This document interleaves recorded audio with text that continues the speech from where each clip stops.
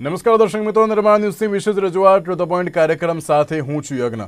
દર્શક મિત્રો, નિર્માણ ન્યૂઝની આ વિશેષ રજૂઆતમાં આપણે વાત કરવાની છે એક મહત્વપૂર્ણ જે સેક્ટરની, અને તેમાં પણ વડાપ્રધાન નરેન્દ્ર મોદી દ્વારા જે મહત્વનું નિવેદન આપવામાં આવ્યું હતું, સાથે જ કહેવામાં આવ્યું હતું કે મોટા 4 સેક્ટર સિવાયના તમામ ક્ષેત્રની સરકારી કંપનીઓ વેચી દેવામાં આવશે.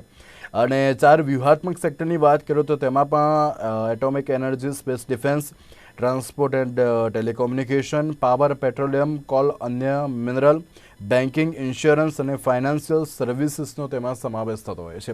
આ દરેક વસ્તુની પાછળ અત્યારે હાલ તો ક્યાંક અલગ જ પરિસ્થિતિ જોવા મળતી હોય તેવું લાગી રહ્યું છે, કારણ કે એક બાજુ ખાનગીકરણ તરફ આગળ વધવાનો જે અત્યારે લક્ષ્યાંક રાખવામાં આવ્યો છે તે કેટલો મહત્વનો, અને શું તેનાથી સરકારને ફાયદો થશે, સામાન્ય જનતાને ફાયદો થશે, તેને લઈને જે સવાલ ઘણા બધા હોય છે, ત્યારે આ મુદ્દા પર ચર્ચા વિચારણા કરવા માટે જે રીતે કહી શકાય કે એક બાજુ આપણે એમ પણ વિચારતા હોઈએ છીએ કે આ દરેક પરિસ્થિતિને કઈ રીતે જોવી, કારણ કે અત્યારે હાલની જો વાત કરવામાં આવે તો સરકારી કંપનીઓની વાત કરીએ તો સરકારી કંપનીઓ વેચી દેવામાં આવશે તેવી પણ વડાપ્રધાન નરેન્દ્ર મોદી દ્વારા જે મહત્વની જાહેરાત કરવામાં આવી હતી.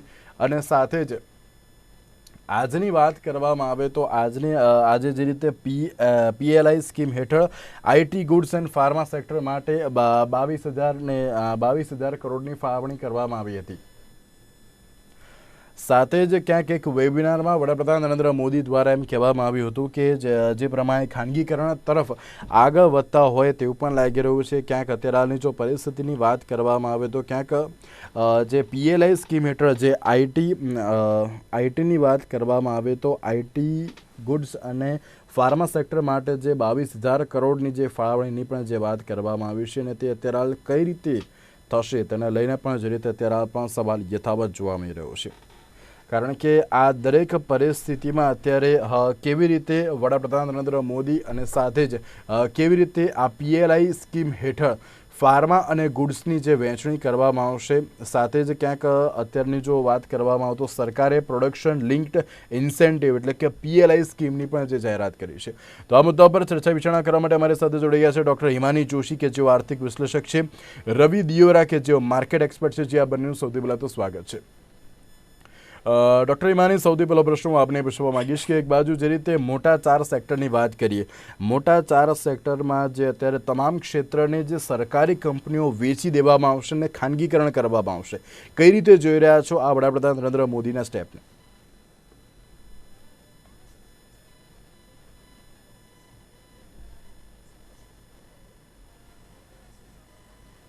તરીકે જોઈએ કે ભાઈ ખાનગીકરણ યોગ્ય છે, ખાનગીકરણ થવું જોઈએ, કયા સેક્ટરનું થવું જોઈએ, આ એક ચર્ચાનો વિષય આવે ને. બીજો આવે કેવી રીતે થશે. હવે પહેલી જો હું વાત કરું કે અત્યારે શું કામ ગાય વગાડીને પ્રાઇવેટાઇઝેશનની વાત કરવામાં આવે છે, તો પહેલી પ્રશ્ન છે સરકાર પાસે અત્યારે આવકના સ્ત્રોતો ઘણા ઓછા છે. પેન્ડેમિકમાં જે રીતનો ખર્ચો થઈ રહ્યો છે એની સામે જે આવક નથી આવી, કોર્પોરેટ ટેક્સ રેટ ઘટ્યો છે, ગયા વર્ષનો જીએસટી ઘટ્યો છે, અને એની સામે ખર્ચાઓ વધી રહ્યા છે. હવે આ બધાને પહોંચી વળવા માટે સરકારની પાસે આવકનો સ્ત્રોત જે રહ્યો એમાં ક્યાં તો એમણે માર્કેટમાંથી બોરોઈંગ કરવું પડે, દેવું કરવું પડે, ને બીજો એક રસ્તો છે ડિસઇન્વેસ્ટમેન્ટ કે પ્રાઇવેટાઇઝેશન. સરકારે ગયા વર્ષે પણ પ્રાઇવેટાઇઝેશનની વાત કરી હતી, LIC નો IPO લાવવાની વાત કરી હતી, ગયા બજેટમાં પણ આ બધું થયું હતું. એટલે ખાનગીકરણ એક સ્વાભાવિક ઘટના અત્યારના સમયમાં ગણી શકાય. આ આઈડિયોલોજીકલ વાત થઈ, જેને આપણે બહુ મેક્રો પિક્ચરથી જોઈએ. પછી બીજું આવે છે ઓપરેશનલી. તો મુશ્કેલી ક્યાં આવે છે કે એક અનાઉન્સમેન્ટ કરવું એક વાત છે, અને ખરેખર ડિસઇન્વેસ્ટમેન્ટ કરવું, વેચાણ કરવું, ખાનગીકરણ કરવું, ખાનગી કંપનીઓને એક ક્ષેત્રમાં માટે આવકાર્ય કરવી એ અઘરી વાત છે. હું તમને એક સામાન્ય ઉદાહરણ આપું કે ગયા બજેટમાં પણ આપણે 12 લાખ કરોડનું ડિસઇન્વેસ્ટમેન્ટનું ટાર્ગેટ કર્યું હતું નક્કી. માર્કેટ સારું હતું, પેન્ડેમિક હતો, છતાં પણ લગભગ આપણે માત્ર 32,000 કરોડનું જ ડિસઇન્વેસ્ટમેન્ટ કરી શક્યા. એટલે અનાઉન્સમેન્ટ કરીએ એટલે એક માર્કેટમાં એક ફિલિંગ, એક ઇમોશન્સ આવી જાય, પણ એને પાર કરવું એક અઘરું વાત છે. આ એક બ્રોડર પિક્ચર હું અત્યારે તમને આપું, પછી આપણે આગળ ચર્ચા કરીશું. જે તમામ ક્ષેત્રની સરકારી કંપનીઓ ક્યાંક વેચી દેવામાં આવશે તેવું પણ જે નિવેદન સામે આવ્યું છે. રવિભાઈ, કઈ રીતે જોઈ રહ્યા છો આ નિવેદનને?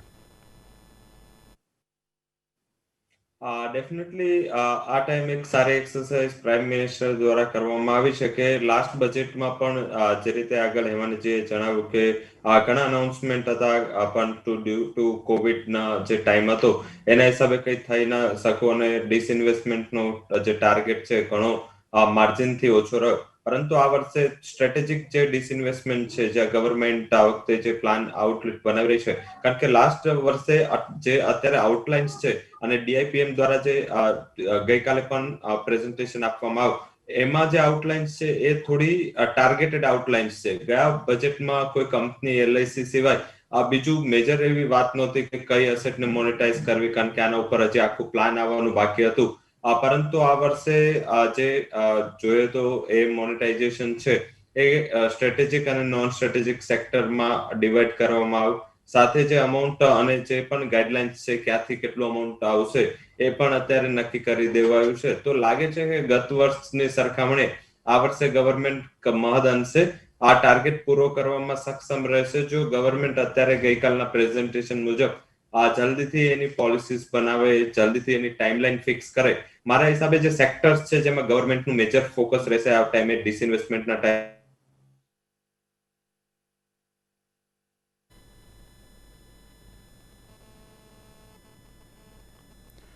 બિલકુલ, ક્યાંક મોટા 4 સેક્ટરની જે વાત કરવામાં આવી છે ને, મોટા 4 સેક્ટર પછી ગવર્મેન્ટ ડિસઇન્વેસ્ટમેન્ટ માટે મીન્સ કે સ્ટ્રેટેજિક સેલ કે પછી નોન કોર એસેટને વેચીને એક ડિસઇન્વેસ્ટમેન્ટનો ટાર્ગેટ પૂરો કરી શકે છે.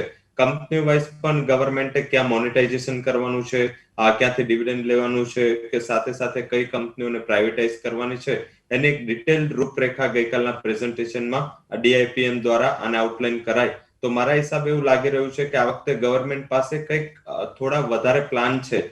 ગત વર્ષે જે ડિસ્કશન અને જે પણ અનાઉન્સમેન્ટ કરવામાં આવ્યું એમાં લેક ઓફ ક્લેરિટી હતી અને લેક ઓફ પ્લાન હતું. આ ટાઈમ જે ગવર્મેન્ટ ટ્રાય કરી રહી છે, કારણ કે આના સિવાય કોઈ સોર્સ નથી.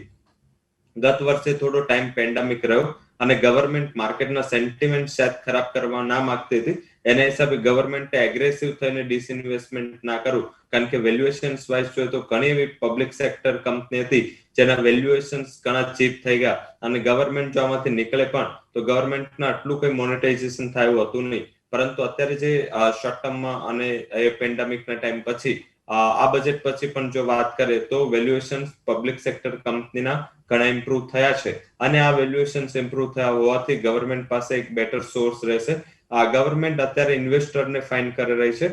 ગઈકાલે જો તમે પાર્ટિસિપન્ટ જો તો સિંગાપુરની મોટી ઇન્વેસ્ટમેન્ટ કંપનીઓ સાથે across the globe Canada pension fund, આના ઉપરાંત જોઈએ તો જે પણ કંપનીઓ ઇન્વેસ્ટમેન્ટ કરે છે કે જે પણ ગવર્મેન્ટ ફંડ્સ ઇન્વેસ્ટમેન્ટ કરે છે એ તમામને ગઈકાલે ઇન્વાઇટ કરી અને એનું ડિટેલ પ્રેઝન્ટેશન થયું. તો મારા મત મુજબ આ વર્ષની જે ગવર્મેન્ટની સ્ટ્રેટેજી છે એ કદાચ ગત વર્ષની સ્ટ્રેટેજી કરતા થોડી વધારે બેટર લાગી રહી છે. બિલકુલ, ક્યાંક અત્યારે તો ગવર્મેન્ટની સ્ટ્રેટેજીની વાત કરવામાં આવે તો તેમના દ્વારા એમ પણ કહેવામાં આવ્યું છે કે 1.75 લાખ કરોડ રૂપિયા મેળવવાનો ક્યાંક લક્ષ્યાંક પણ જોવા મળી રહ્યો છે. હિમાનીબેન, એક સવાલ એ પણ થતો હોય છે કે આ તમામ ક્ષેત્રની જે સરકારી કંપનીઓને ક્યાંક વેચી દેવાની વાત છે, પ્રાઇવેટાઇઝેશનની જે વાત છે, તેનાથી ભારતીય અર્થતંત્રને કેવો ફાયદો જોવા મળી રહ્યો છે? ઓકે, સૌથી પહેલી તો એક વાત કરું કે અત્યારે એક એવી રીતે આપણે જોઈએ કે સરકારનો રોલ શું હોવો જોઈએ અને પછીથી શું સરકારે, કારણ કે એક બહુ સ્ટ્રાઇકિંગ સેન્ટેન્સ આવ્યું હતું કે government has no business to be in business. તો હું એવું માનું કે સરકારનો રોલ સૌથી પહેલો વેલફેર અને ગવર્નન્સ અને રેગ્યુલેટરી ફ્રેમવર્ક છે. હવે શરૂઆતના સમયમાં એવું હતું કે ભાઈ પ્રાઇવેટ કંપનીઓ હતી નહીં અને માની લો એક ટેલિકોમ કંપની છે તો આખા દેશમાં એક જ ટેલિકોમ કંપની હોઈ શકે, પાવર કંપની છે તો એક શહેરમાં કે એક જ પાવર કંપની હોઈ શકે. તો પ્રાઇવેટ કંપનીને જો ત્યાં પરમિશન આપે તો શક્ય બને કે એક્સપ્લોઇટેશન કરે અને માટે એ વખતે સરકારે જ પાવર કંપની સેટઅપ કરી, સરકારે જ ટેલિકોમ કંપની સેટઅપ કરી. હવે ધીમે ધીમે જ્યારે એમ થતું ગયું કે પ્રાઇવેટ કંપનીઓ પાસે ઇનફ ઇન્વેસ્ટમેન્ટની કેપેસિટી છે, પ્રાઇવેટ કંપનીઓ જો વધારે આવશે તો ટેલિકોમમાં પણ જેમ ભાવ ઘટ્યા એવી રીતે ધીમે ધીમે જો પાવર સેક્ટરમાં પણ વધારે કંપનીઓ આવે તો એ લોકો ગ્રાહકોનું શોષણ નહીં કરે, વધારે કિંમતો ચાર્જ કરીને ગ્રાહકોનું શોષણ નહીં કરે. જો આ માત્ર ગ્રાહકોનું શોષણ ન થાય, રિસોર્સિસ સારાનો ઉપયોગ થઈ શકે, એ જ જો ઉદ્દેશ હતો અને જો એ પ્રાઇવેટ કંપનીથી પૂરો થઈ શકે છે તો સરકાર હેલ્થ ઉપર ફોકસ કરી શકે, પ્રાઇમરી એજ્યુકેશન ઉપર ફોકસ કરી શકે, બીજા બધા ઉદ્યોગોમાં સારી રીતે રેગ્યુલેટરી ફ્રેમવર્ક કરી શકે, એ ઉપર ફોકસ કરે તો સારું. એક નાનું ઉદાહરણ આપું કે પહેલા આપણે ત્યાં BSNL હતા અને આપણને બધાને ખબર છે કે 6-8 મહિના આપણે રાહ જોવી પડતી હતી લેન્ડલાઇન ફોન આપણે ત્યાં આવે એટલા માટે. ત્યાંથી માંડીને આજે આપણે શાકવાળા પાસે પણ મોબાઈલ ફોન છે. આમાં એકમાત્ર મુશ્કેલી ક્યાં થાય કે જે ભારતીય અર્થકારણમાં ના મુદ્દે ધ્યાનમાં રાખવાની જરૂર છે કે આપણે ટેલિકોમ સેક્ટરને પ્રાઇવેટાઇઝેશન માટે ઓપન કરી નાખ્યું, બરાબર, પણ ટ્રાયનું એસ્ટાબ્લિશમેન્ટ, જે રેગ્યુલેટરી બોડી છે ટેલિકોમની, એનું એસ્ટાબ્લિશમેન્ટ ટેલિકોમ સેક્ટરને પ્રાઇવેટાઇઝેશન કર્યા પછી કર્યું. એટલે ભારતના અર્થકારણને ચોક્કસ બૂસ્ટ મળશે એની ના નહીં. પ્રાઇવેટ પ્લેયર્સ રેડી છે માર્કેટમાં આવવા માટે, પણ ધ્યાન એ રાખવું પડે કે જો એને આપણે પ્રાઇવેટાઇઝેશન કરી દઈએ છે તો રેગ્યુલેશન ફ્રેમવર્ક શું હશે.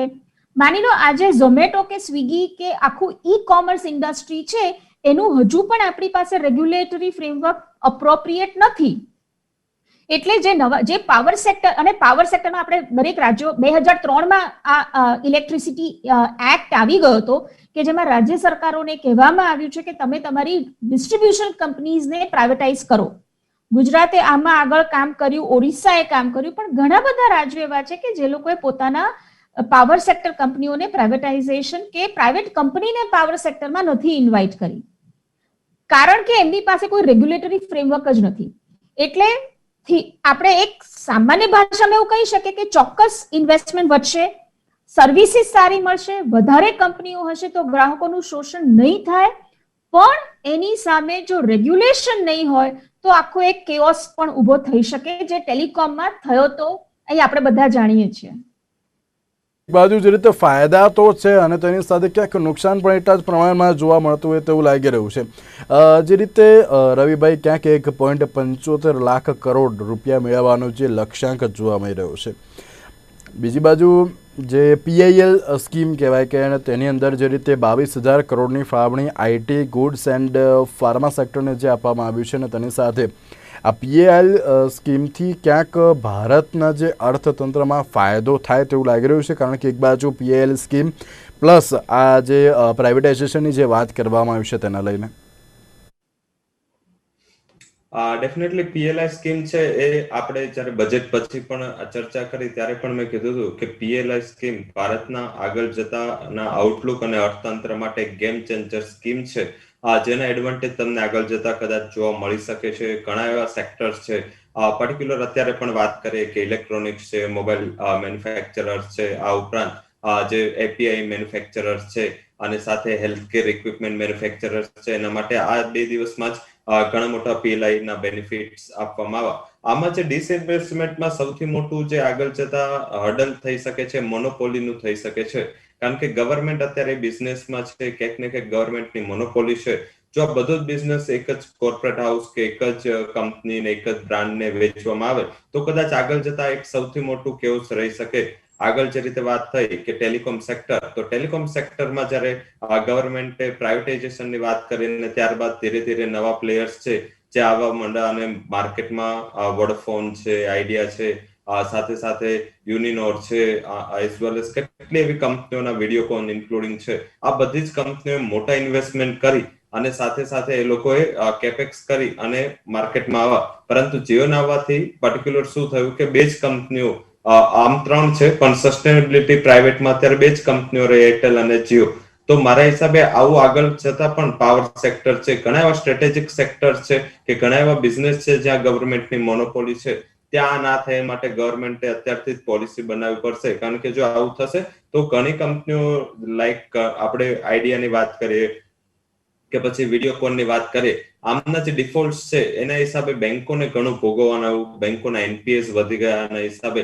તો આ પણ ગવર્મેન્ટને વિચારવું પડશે કે જે ડિસ્કોમ્સ છે, જે પાવર ડિસ્ટ્રીબ્યુશન કંપનીઓ છે, એનર્જી કંપનીઓ છે, ત્યાં અસેટ તમે જોશો તો ઘણી લોઅર છે. ગવર્મેન્ટે એવી વાત કરી છે કે 2.5 લાખ કરોડ, આજે ગઈકાલે પ્રાઇમ મિનિસ્ટરની સ્પીચમાં હતું કે 2,50,000 કરોડની વેલ્યુ 100 અસેટ વેચીને ક્રિએટ કરવામાં આવશે. તો આઈ થિંક કે આ બધી કંપનીઓનો જો તમે કેપેક્સ જો કે પછી માર્કેટમાં બધી કંપનીઓ લિસ્ટેડ છે, ફોર એક્ઝામ્પલ આઈઓસી છે, બીપીસીએલ છે, ઓએનજીસી, ગેલ, સાથમાં IDBI bank, SCI, dredging corp, steel authority of India, BPCL, IOCL. તો આ બધી કંપનીઓના જે વેલ્યુએશન્સ જો તમે સેક્ટરના વેલ્યુએશનની સામે જોશો તો ઘણા ચીપ છે. મીન્સ કે એમની માર્કેટ વેલ્યુ કમ્પેરેટિવ પ્રાઇવેટ સેક્ટરની કંપનીઓની માર્કેટ વેલ્યુ કરતા ઘણી ચીપ છે. તો આ ચીપ રેટ પર જો પ્રાઇવેટ કંપનીઓને આપવામાં આવે તો મારા હિસાબે આ ગવર્મેન્ટને જ નુકસાન છે, કારણ કે ગવર્મેન્ટ આપણા ઇન્ડિયન ઇક્વિટી માર્કેટમાં સૌથી મોટું હોલ્ડર છે. કારણ કે ગવર્મેન્ટની જે અસેટ છે આ બધી પીએસયુ કંપનીઓની એ ઘણી મોટી છે અને ગવર્મેન્ટ બધામાં એક મોટું સ્ટેક હોલ્ડર છે. તો ગવર્મેન્ટને આનું ઘણું મોટું ફોકસ કરવું પડશે. લાઈક કોલ ઇન્ડિયા છે, કોલ અસેટ્સ વેચવામાં આવે છે, ધીમે ધીમે માઇનિંગ વેચવામાં આવે છે. આ માઇનિંગના રેટ્સ છે કે પછી કોલ ઇન્ડિયાની આખી જે લિસ્ટિંગ વેલ્યુ અને અત્યારની વેલ્યુ જે વધવી જોઈએ એની જગ્યાએ ઘટી રહી છે. તો ઘણું એવા મિસમેચીસ છે જ્યાં ગવર્મેન્ટે ફોકસ કરવાનું રહેશે, વેલ્યુએશન પર ગવર્મેન્ટે ફોકસ કરવાનું રહેશે. અને આ નાની એક્સરસાઇઝ નથી, આના માટે ગવર્મેન્ટે ઘણું વિચારવું પડશે. કારણ કે જો સસ્તામાં અસેટ જશે તો પણ પ્રોબ્લેમ છે. આઈઆરસીટીસી આનું બેઝિક એક્ઝામ્પલ છે. આઈઆરસીટીસી નો જે આઈપીઓ ભારતીય શેર બજારમાં આવ્યો ત્યારે એના કરતા અત્યારે 3 ગણો પ્રાઇસ ચાલી રહ્યો છે. તો ગવર્મેન્ટે સસ્તા ભાવ વેચી દીધું અને પબ્લિકમાં અત્યારે એનું જે પબ્લિક વેલ્યુ છે કે એની અત્યારે માર્કેટ વેલ્યુ છે 3 ગણી છે. તો આવી રીતેની જે ભૂલ છે આગળ જતા ભવિષ્યમાં ના થાય એનું ગવર્મેન્ટે ફોકસ કરવાનું રહેશે. અધરવાઇઝ જોઈએ તો જે કાલે પ્રાઇમ મિનિસ્ટરે કીધું કે ગવર્મેન્ટ કોઈ પણ નેશન હોય ત્યાં ગવર્મેન્ટનું મેજર ફોકસ હોવું જોઈએ કે એ ગવર્નન્સ સારી આપે, રિસોર્સિસ સારા આપે, સારી પોલિસીસ બનાવે અને જે ઉદ્યોગ જગત છે, પ્રાઇવેટ સેક્ટર છે, એ લોકો પોતાના મેજરલી ઇનપુટ નાખે. આનાથી સેવાઓ વધે. જે રીતે આગળ રેટ્સની ચર્ચા કરી, રેટ ઘણા નીચે આવ્યા, ટેલિકોમ સેક્ટરમાં જેટલું ઇન્વેસ્ટમેન્ટ વધારે આવ્યું, સાથે સાથે નવી ટેકનોલોજી, સાથે સાથે નવા ઇનપુટ્સ જોવા મળે, સાથે સાથે જોબ્સનું ક્રિએશન પણ થાય. તો મારા હિસાબે ઘણા એવા રોલ છે જે આ પ્રાઇવેટાઇઝેશન આગળ જતા પાર્ટ એનો મોટો પ્લે કરી શકે છે. પરંતુ જે પીએલઆઈ અને આ મોનેટાઇઝેશન છે એ બે થોડું અલગ છે. પીએલઆઈ જે છે એનાથી મને એવું લાગી રહ્યું છે કે આ બધા જે સેક્ટર્સ છે જે આપણું સૌથી મોટું ઇમ્પોર્ટ બિલ આવે છે એને ઘણા મહદ અંશે રાહત મળશે. ધારો કે આપણે વર્લ્ડના સેકન્ડ લાર્જેસ્ટ મોબાઈલ યુઝર છે, છતાં એક મોટી કંપની ઇન્ડિયામાં અત્યારે મોબાઈલ બનાવતી કંપની નથી. ઇલેક્ટ્રોનિક્સ આપણે મેજરલી બધું ઇમ્પોર્ટ કરીએ છીએ બહારની બ્રાન્ડનું. તો આ બધું અત્યારે ઇન્ડિયામાં ચાલુ થાય અને પીએલઆઈ અંતર્ગત આ બધા સેક્ટરને આવરી લેવામાં આવે છે. આ જે સ્કીમ છે પીએલઆઈ એ ચાઇનામાં 1970માં લાગી ગઈ. ચાઇનામાં 1964 થી લઈ 1970 આ 6 વર્ષનો થી 7 વર્ષમાં ત્યાંની ગવર્મેન્ટે ઘણું ફોકસ કર્યું, જેનું પરિણામે અત્યારે ચાઇના એક વર્લ્ડનું ગ્લોબલ મેન્યુફેક્ચરર હબ છે. તો આપણે તો હજી શરૂઆત કરીએ છીએ. તો આઈ થિંક કે તમને આગળ જતા લાંબા સમય આના પરિણામો ઇકોનોમીમાં આવશે. અને અત્યારે ડેફિનેટલી જે રીતે કૃષિ ક્ષેત્રે થોડી અનસર્ટનિટી રહે છે, કારણ કે કૃષિ મોન્સૂન પર ડિપેન્ડન્ટ છે, સર્વિસ સેક્ટર છે જે આપણે ગ્લોબલ ગ્રોથની ડિપેન્ડન્સી વધુ છે. તો મેન્યુફેક્ચરિંગ એક માત્ર એવી એક્ટિવિટી છે જ્યાં કોઈ પણ નેશન પોતાની લોંગ ટર્મ ઇકોનોમીની આઉટલાઈન છે નક્કી કરી શકે. તો મારા હિસાબે પીએલઆઈ ઘણી સારી સ્કીમ છે અને ગવર્મેન્ટે હજી પણ વધારે સેક્ટર આના અંતર્ગત આવરી લેવા જોઈએ. તો હજુ પણ ઘણા સેક્ટરને આવરી લેવા જોઈએ, પરંતુ તેની સાથે રેમારેમેન આ જે પીએલઆઈ જે સ્કીમ છે તેને તમે કઈ રીતે જોઈ રહ્યા છો? સાથે જ એક સવાલ એ પણ થતો હોય છે કે પીએલઆઈ સ્કીમ દ્વારા ક્યાંક ડોમેસ્ટિક મેન્યુફેક્ચરિંગમાં પણ વધારો થશે અને તેમાં ડોમેસ્ટિક મેન્યુફેક્ચરિંગમાં વિદેશી કંપનીઓને પણ ક્યાંક આકર્ષિત કરવામાં આવશે તેવી પણ એક વાત સામે આવી છે. કઈ રીતે જોઈ રહ્યા છો તમે તેના? લગભગ અમે વચ્ચે એક વખત ડેટા ચેક કરતા હતા કે આપણે કેટલું ઇલેક્ટ્રોનિક આઇટમ્સને ઇમ્પોર્ટ કરીએ છીએ. 2012 પછીના અમુક જો ડેટા જોવા જઈએ તો ઇલેક્ટ્રોનિક ઇમ્પોર્ટ એ લગભગ સોનાના ઇમ્પોર્ટને પેરેલલ પહોંચી ગયું હતું. એટલે એ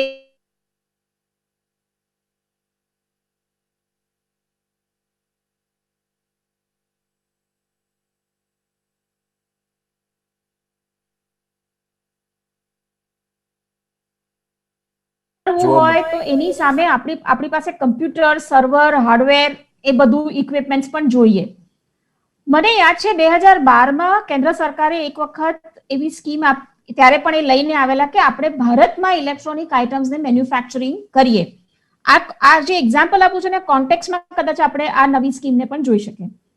ત્યારે એવું થયું હતું કે કેન્દ્ર સરકાર સામેની કંપની, જે મલ્ટીનેશનલ કંપની અહીંયા આવીને મેન્યુફેક્ચરિંગ કરે, એને એ માંગે એ સબસિડી, એ માંગે એ ઇન્સેન્ટિવ આપવા તૈયાર હતી. અને વી લોસ્ટ, આપણે એ બધાને તાઇવાન ને બધા દેશોમાં આપણે એ કંપનીઓ જતી રહીને ભારતમાં નહીં આવ્યું. એનું એક કારણ હતું કે જે ચીપ મેન્યુફેક્ચરિંગ થાય છે એના માટે જે ક્વોલિટીનું પાણી જોઈએ, જે શુદ્ધ પાણી જોઈએ, એ ભારતમાં કોઈ જગ્યાએ અવેલેબલ નહોતું.